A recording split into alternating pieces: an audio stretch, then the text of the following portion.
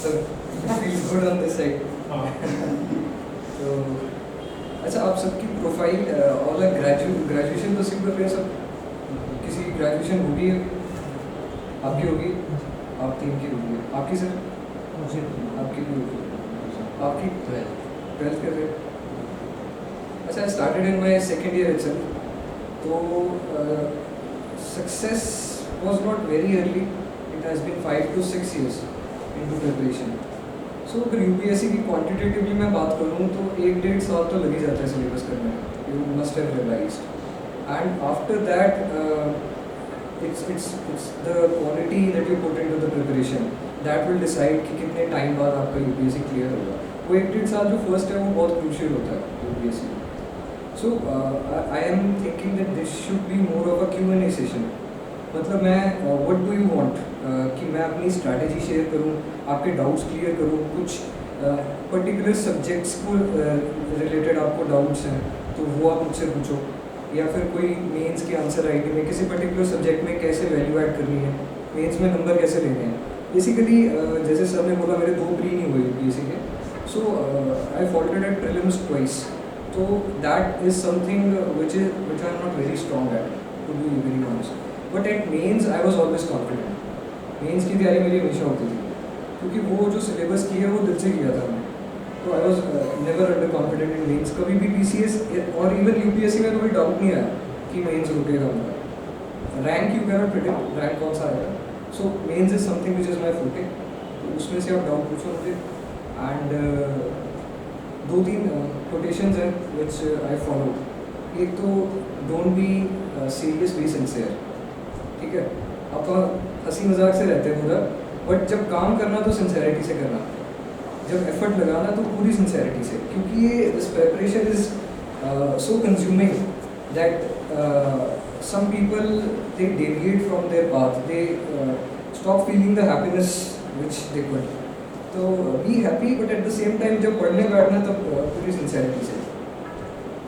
दूसरा, करत करत अभ्यास के जड़वती होत सजान है ना. तो जितना अभ्यास करोगे उतना ही इसमें you will grow, specially in mains. The same goes for prelims as well, but in mains जितनी तुम आंसर राइटिंग करोगे उतना इट्स वेरी ग्रेजुअल. मैं बताऊँगा आंसर राइटिंग की स्टेजेस कैसे होती, कैसे हम ग्रो करते हैं answer writing. And the third thing, Gita में बड़ी अच्छी बात है, निष्काम करना. इस पर आगे बुक्स भी लिखी गई हैं बहुत. ये थ्योरी समझनी बहुत मुश्किल है. तो व्हाट इट बेसिकली इज़ कि जो एंड गोल है हमारा उस पर ज़्यादा वैल्यू अटैच मत करो. Enjoy the process. अपने कर्म करते जाओ, फल मिलेगा. फल मिले ना मिले उससे आपको इतनी वैल्यू अटैच नहीं करनी. अब how come this is relevant in UPSC, because it's exam where competition is very cut through. So अगर मैं प्रोबेबिलिटी की बात करूँ तो इस रूम में से भी पता नहीं कितना का होगा. इट्स मतलब 0.1, 0.01 तक चल जाती है प्रोबेबिलिटी. तो what we have to do is we have to enjoy the journey. अगर हम journey with enjoyment and with sincerity करेंगे तो हमारा जो ये process है, not only that will be enjoyable, but at the same time when you are towards the end of it, maybe you have cleared the exam or maybe you haven't cleared the exam, but looking back you could say with confidence कि हाँ यार मैंने effort पूरा डाला था.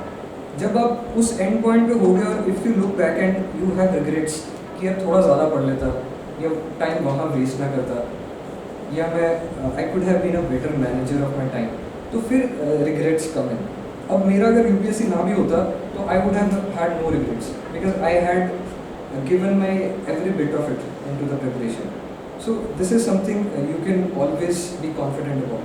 सो that confidence should be very visible on your face. जैसे अगर next lecture पे आ रहे हो, अगर पिछला लेक्चर ही आपको याद है कि क्या हुआ है पिछले लेक्चर में, तो you will be confident, you will be the one asking questions, you will be sitting in an upright position in class. तो ये छोटी छोटी चीज़ें हैं which enriches the quality of your preparation time. तो what I would like is कि you should start asking questions. कोई भी छोटे से छोटा डाउट हो, पर्सनल डाउट्स हो, आपकी इंस्टिंक्ट क्या कह रही है, कुछ भी, any doubt related to any subject, start asking questions and बीच में we'll strategize in bits. Sir आप ही निश्चित बोलिए. Any new student who wants to ask, पहले जैसे आप पर्सनल क्वेश्चन, टाइम कितना लगाना है, बड़े क्वेश्चन होते हैं एस्पिरेंट्स के. हाँ जी. Please, please That's sit. a 100%. So like that, you totally was dependent on this coaching. You are added from your other websites also. Because what I feel is there are two kind of aspirants. एक जिनकी humanities background है, एक जिनकी non humanities background है. जिनकी non humanities background है, for them coaching is required because they don't have a background in history geography, तो उनको कोचिंग करनी चाहिए. Non humanities it's an optional thing. ठीक है. उसके बाद if I make a modest estimate 30 to 40% role coaching का होता है. उसके बाद क्योंकि बहुत बंदे पढ़ते हैं कोचिंग में, सब तो निकलते नहीं. It's your personal effort which counts, which will get you selected in APSC. मतलब कोचिंग का नेक्स्ट स्टेप जो आपका पर्सनल एफर्ट है, that will get you selected. अब कोई चीज़ आपने कोई भी टॉपिक जैसे you have studied 1857 revolt right, तो यू हैव रेड इट, तो आप घर जाओ, यहाँ पे क्लास के नोट्स पढ़ो, then you try to add value into that particular topic. Because वो जो आप एक दो चीज़ें हटके करोगे ना क्लास से, और वो जो एक दो चीज़ें आप फिर उन आंसर्स में लिखोगे अपने मेंस में, तो उससे वो हाफ नंबर का फ़र्क पड़ता है. वो हाफ नंबर इंटू 10 मार्क्स पर पेपर, 10 मार्क्स पर पेपर, 6 से 7 पेपर है, 70 नंबर में पूरी रैंक लिस्ट है UPSC. So this is how it works. It's a very gradual thing, but I think after coaching self preparation is the की. अगर आपका एक सर्टेन लेवल बेस है, उसके बाद जो आप खुद से वैल्यू ऐड करोगे, उस पर सारी गेम टिकती है यूपीएससी की. सो दैट्स वाई कि जिन बंदों पे एक बार क्लिक होता है ना, तो वो कम भी पढ़ ले, नेक्स्ट अटेम्प्ट में उनका हो जाता है क्लिक फिर से. बिकॉज उन्होंने बैक एंड पे वो वैल्यू बहुत डाली हुई है अपने नोट्स में, अपने आंसर राइटिंग में, और उनको वो सारी टिप्स एंड ट्रिक्स पता है. सो दैट्स वाई उनका क्लिक होता रहता है. अब इस बार जो रैंक 1 है, he is also earlier selected also, but he was very casual in giving the exam. मतलब और कई मैंने देखे थे, they were dead serious and they could not clear mains. So ये है कि ये जो टाइम है, this is a golden period. और मैं पहले भी कहता हूँ कि ये जो 1-1.5 साल प्रिपरेशन का है, कोई कई बार वैसे पूछते हैं कितना टाइम लगाना है, तो इसमें स्ट्रेच योरसेल्व्स 13 घंटे 14 घंटे जितने लगा सकते लगाओ. मतलब बैठो, अपने आप से कंप्लीट करो, कल इतना पढ़ा था इतना पढ़ूंगा. इसके बाद when you are done through and through with the syllabus, then your time starts decreasing. फिर 8 घंटे 9 घंटे, because then you have to strategize. This is how मतलब सेल्फ जो आपके अपने नोट्स हैं, that is the key to UPSC preparation. And don't be reluctant in making notes. अगर आपने क्लास में भी बनाना है, यूज़ हॉरिजॉन्टल शीट्स. जैसे ये फोन है, उसको टिल्ट करके हॉरिजॉन्टल रखो, 30% स्पेस बचा के रखो. क्योंकि what you will find is after a year और 2 in preparation, from the same topic you will get current affairs. GM है, जैसे जीएम क्रॉप्स है, उस पर नए करंट अफेयर्स मस्टर्ड आएंगे, अभी और ट्रायल्स हो रहे हैं. So you not find a place to add. If you have already left space, 30% space in your notes, you can add it on that 30% page. Or you could add some analysis, some good analysis that you have read in newspaper, and you can readily add it into your notes. So be very strategic, and note making is a must. जो components आपको लगता है आपके weak हैं, there is plethora of online material. Toppers जो होते हैं वो open source में डाल देते हैं. You have your class notes. You club your class notes with the notes of some topper, and you make your own notes from the same topic. And you create content differentiation. Content basically आज इस time की UPSC की तैयारी में there is what many people say content terrorism हो गई है, content plagiarism है. ये content इतना है और वो सभी बंदे वो same content पढ़ते हैं. What you need to do is you need something personalized. अपना content चाहिए आपको. So note making is a must. So one more question. So as like you said that you started the preparation in second year. So how you manage your studies and coaching? She is also in second year. That's it. कौन सी stream? Become Second year. Serious करके become? Serious. अच्छा ऐसे अभी first of all you will have to come to terms that there has to be a trade-off between college and preparation. And your main focus it's the preparation itself. ठीक है. So to be very brutally honest, you get the time to attend only the important events. You'll have to prioritize. This is the event which will add value to my personality, and this is the thing that I should do, and it will make me very happy. You have to choose between all this. From my personal experience, I attended only the main events in college. Spec में बहुत events होते हैं, तो regular parties होती हैं, regular trips जाते हैं बंदे.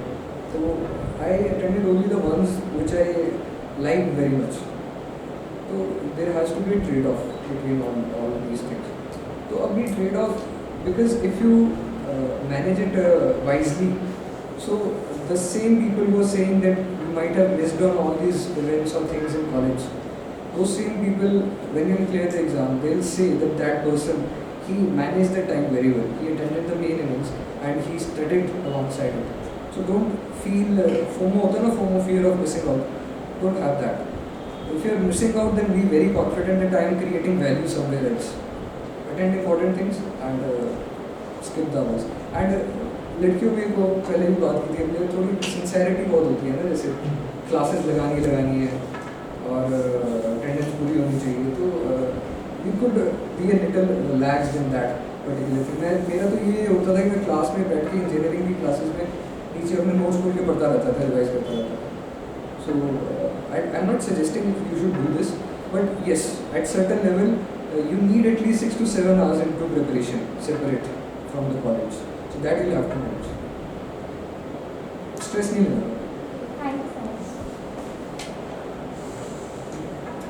Anyone else who wants to? जैसे आप जैसे करंट अफेयर का पूछना हो, जैसे डायलमा का. कोई भी सब्जेक्ट किसी की आंसर राइटिंग शुरू की हो आपने?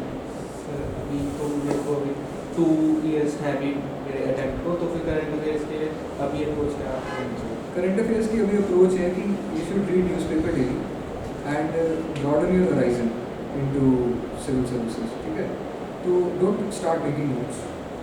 ना कोई ज़्यादा मैगजीन्स पढ़ने की ज़रूरत है. अभी you read newspapers. जैसे अगर आया है तो उस पर एक certain basic level of knowledge बनाना. मैंने भी फर्स्ट ईयर से न्यूज़पेपर पढ़ना शुरू कर दिया था मैंने, एंड 2 साल पढ़ा. उसके बाद इतना गैप पड़ा कि 1-1.5 साल मैंने न्यूज़पेपर पढ़ा ही नहीं, क्योंकि 2 साल if you start reading newspapers you feel that the topics they are repeating into the circle. जब मॉनसून है तो उनके आर्टिकल्स आएंगे, तो it gets repeated. So what I suggest, don't make notes. Some anecdotes और some good examples that you get, make a diary and वो anecdotes and examples जरूर use करो. And for articles like there are current affairs articles, there are international relation columns. So what you can do is कि जैसे कई elite panelists हैं, जैसे Indian express में सी राजा मोहन लिखते हैं, तो what you can do is उनकी जो conclusions हैं, जो last paragraph में they usually write punchy lines, तो copy those punchy lines and mention that author there in your diary. जैसे सी राजा मोहन के बहुत सारे quotations हैं. All maritime powers seek forward bases. So मतलब कोई भी अगर maritime power है, they'll try to expand their influence into oceans. This you can use anywhere, into security, into maritime security, in international relations. So use these quotations in your diary. So अभी आप fodder इकट्ठा करो mains का, pre पे नहीं focus, क्योंकि 2 साल बाद अटेम्प्ट है. What your focus should be कि मेंस के लिए examples और anecdotes इकट्ठे करो from newspaper. That should be the sole focus. Any interview question which you feel was tricky in your UPSC board? Sir, interview question, I was the last to go into the interview, and interview was more or less on the expected lines. जो हमने इधर किया है, जो हमने सोचा, directly questions थे. What they try to do is through different questions, they try to analyze different skills of yours. For example, I was from Punjab, so there is a hot topic of farm laws. ठीक है, तो उन्होंने ये नहीं पूछा कि मेरी opinion क्या है, what should be done. What they asked is कि I am a layman, one of the members he said, I am a layman, I don't know anything about farm laws, and you tell me, you explain me the 3 farm laws to me as a common man, and what are the apprehensions of the farmers. So what he was trying to do is he was trying to check my skills of giving a synopsis, that if I am asked to explain a very big thing in a very concise manner, can I do that at the moment. So this is मतलब back end पे उनका जो strategy होती है वो और होती है. So when you prepare well for the interview, you catch what the interviewer is looking for. So मतलब मुझे उधर समझ आ गया synopsis की ability पूछ रहा है, तो I had to give only the main things in the laws and why farmers are apprehensive. Then they also check your analytical skills. For example, they asked me that why the youth of Punjab they are going abroad. Why only from Punjab? So there are several levels to this answer. So what I try to do is कि sir there is a historical perspective to the same. That historically people have migrated from Punjab during the British rule, and they have a significant diaspora as well as social capital there. So therefore they are someone to rely upon in the foreign lands, and therefore the youth can migrate. The second is there is a herd mentality. Punjabis कहते भी देखा देखी जाई जाते हैं बाहर गए तो चल मेरा पुत्र फिर देखा देखी they are going. Then the third is distress. Some people are migrating out of distress. There is economic distress, and that's why some people are migrating. So if you give an analytical answer, it makes a good impression that yes, you have the depth which is required from an officer. ऐसे से मतलब हर एक question में अलग अलग जैसे caring for animals है उस पर उन्होंने पूछा what kind of animals and how did you start this work they checking that is it a genuine thing or you just and then they went into analytical questions. Badminton में भी था शायद badminton में भी था Olympics में how do you move तो different skills be analytical कि जो if you have 2 years then newspaper reading will help you a lot. उनके सब टेस्ट होते हैं टेस्ट क्लास टेस्ट जैसे वो सेम सिस्टम होता है वही कलर टेस्ट आपके होता है उसमें भी वो मार्क्स में अपने लेवल पे और कोई सब्जेक्ट में दिक्कत आती हो रिवीजन में आती है कि जो दिक्कत ये करते रहे कम करते रहे बुक सोर्स आपने पूछ ली हो जिनका सोशो ऑप्शनल है या Sociology optional है। तो कुछ क्लास में जो नोट्स हैं वो तो है नहीं जिससे कोचिंग ले रहा है ऑप्शन की मैथ चले तो फिर उसके अलावा अगर कुछ बुक्स है तो उनको डिसाइड प्रीवियस ये सोशियोलॉजी में एक तो स्टैटिक बुक्स है टू बी वेरी ऑनेस्ट मैंने कोई बुक्स नहीं पढ़ी ज़्यादा सोशियोलॉजी में तो there are books which are Giddens, Anthony Giddens उनके selected chapters you can read. There is a book on postmodernism by S.D. Joshi. So what you could do is कि हर एक टॉपिक का ना एक पोस्ट मॉडर्न एंगल होता है when you grow in sociology. So that could be readily used in conclusions. ठीक है जैसे if the debate is upon gender discrimination, so the postmodern perspective is कि gender it's a created reality. It's an abstract which will not gain currency in the future. So what we need to do is celebrate gender, celebrate the diversity in gender and respect that. So these kind of postmodern perspectives you could readily use. So what I suggest is कि वो postmodern perspective ma'am से पूछो sir ma'am इस topic का postmodern perspective क्या होगा conclusion. So that will add a value to your preparation. बाकी जो regular syllabus है sociology में the main thing is answer writing. क्योंकि द थेरीज और ये सबको समझ आ जाती है और बहुत बच्चा लेता है सोशल तो इसमें to score well it's a very manage task so you have to play lot of things in answer writing in mains mark sheet which people who have scored highest in 1 2 3 4 4 sir the GS paper I think okay how many marks 109 okay so can you share some few tips for people who want to because their ethics module is coming short what groundwork ethics में क्या होता है regular syllabus हमें पता है ठीक है what you have to do is ethics में सबसे ज़्यादा अपने नोट्स एथिक्स में काम आते हैं and there are two approaches to ethics एक जिनका there are two kind of personalities basically एक होता है बंदा जिसका naturally analytical bent of mind होता है एक होता है जिसका थोड़ा मैकेनिकल बेंट ऑफ माइंड है तो जिनका तो एनालिटिकल बेंट ऑफ माइंड है ना वो एथिक्स के आंसर स्पॉन्टेनियसली अच्छे लिखते हैं जो नॉवेल्स पढ़ते रहते हैं ज़्यादा फिक्शन पढ़ते हैं तो देयर आंसर्स आर गुड एक होते हैं मेरे जैसे जिनका थोड़ा मैकेनिकल बेंट ऑफ माइंड है जो थोड़े फैक्चुअल ओरिएंटेशन जिनकी तो what they need to do is they need to get a lot of fodder in ethics तो व्हाट आई सजेस्ट इज कि आप इधर भी लगाओ coaching you get some notes of toppers open source toppers जिनके उधर नोट्स हैं there is Atul Garg sir उनके ओपन सोर्स में वीडियोस पड़े हैं एथिक्स के लिए तो watch that for case studies there is Lukmaan IAS तो you watch that those videos for case studies as well तो ये सब क्लब करोगे तो आपका एक जो एरिया ऑफ नॉलेज है बहुत वाइड हो जाएगा उसके बाद एथिक्स में गेम आती है आंसर राइटिंग की अब जैसे इंटीग्रिटी है तो integrity is a trait. First you need to do its definition. उसकी क्या क्वालिटीज़ है. Some good personality into the public domain जिसने इंटीग्रिटी शो की. सम सिविल सर्वेंट और सम एमिनेंट पर्सनैलिटी जैसे लाल बहादुर शास्त्री जी थे. उन्होंने काफ़ी जगह पर integrity. There are many anecdotes. Abdul Kalam Azad sir थे. उनकी एनेक्डोट्स है of integrity. So you can readily use those anecdotes. I still remember one of his anecdote. Rashtrapati Bhavan में सर कलाम सर के गेस्ट आए रिलेटिव्स. तो they had lunch. तो what Kalam sir did was after the lunch he paid the bill.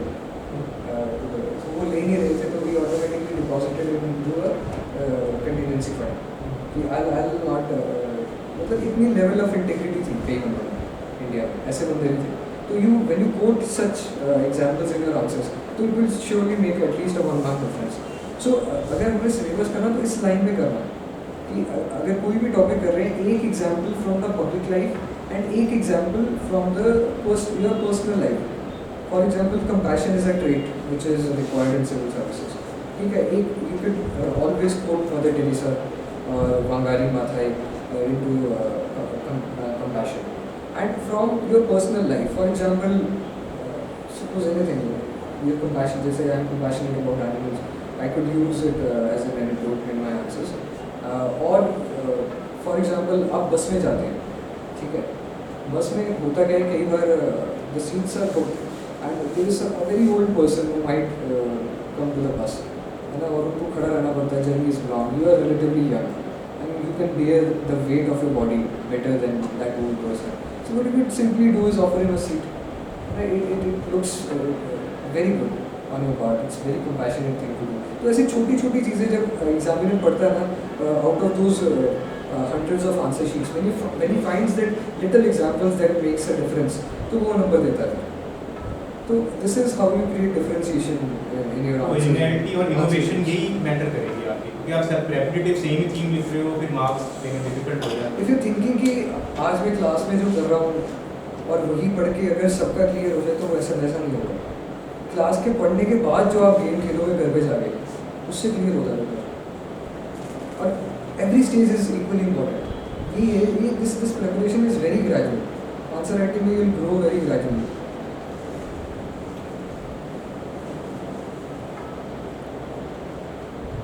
और कोई आप individual कोई try करो कि कई बार हम हेजिटेट करते हैं इसको आप बोल सकते हो. Any question. How did you manage studying with your job? Studying with your job. Ma'am ऐसा है कि जैसे मैंने पहले बोला कि मैंने there certain level of preparation. जैसे वो 2-3 साल में I had read my notes. I had added value. तो वो एक सर्टेन लेवल ऑफ प्रिपरेशन पहले बन चुका था मेरा. तो when I was in job I could barely find.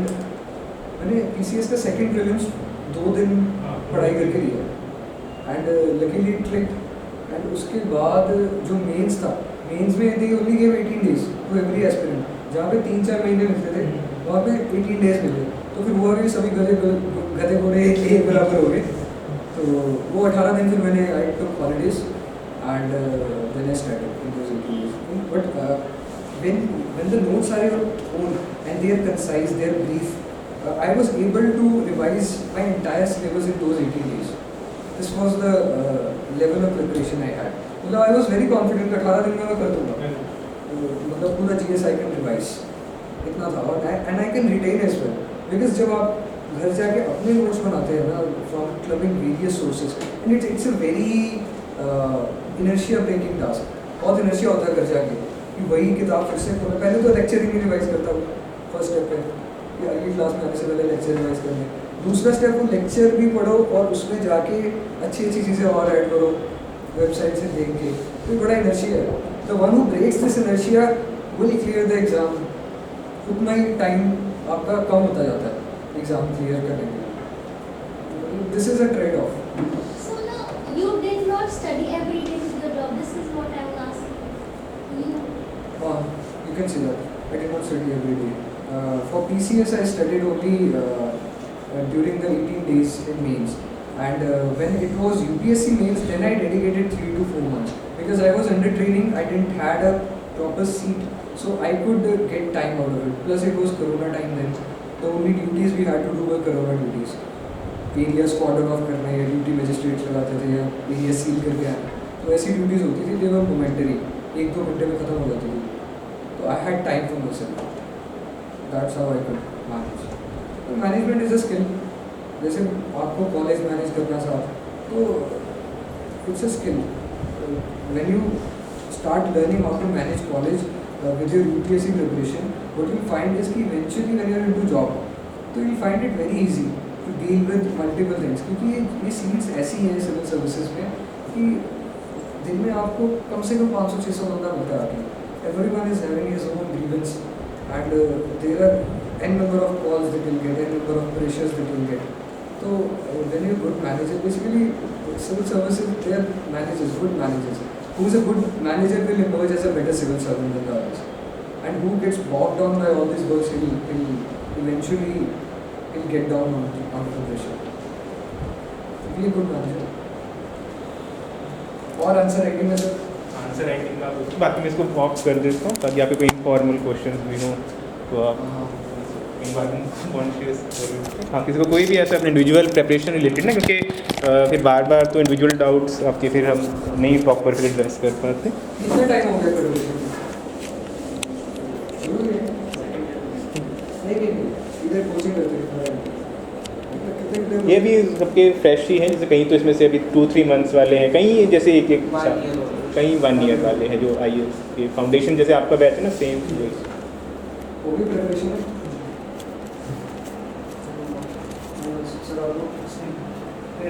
अभी इनका तो फ्रेश ही हैं सबके, ये 2-3 मंथ्स वाले. बाकी जो न्यू कोई है जैसे आप कुछ मोटिवेशन फॉर सिविल सर्विसेज. ये देखो, the why is very important obviously जानना. तो the why stems from a host of factors which are internal as well as external. मेरी फैमिली सारी सर्विसेज में, not in civil services but in government services. So business went off 1930. So it was always I had to go into services. Then there were people I looked upon in the family. There are many civil servants in the family. So from there you get inspiration, the kind of personality that they grow during this job. I mean that is something I cherish. Because the kind of diversity that comes onto your face into this job, it makes you a better person. जैसे कई friends हैं related to IFS, there is a sea difference between a regular servant and an IFS servant. So the kind of personality that I might end up when I'm 50 to 60 years of age into this job versus any other job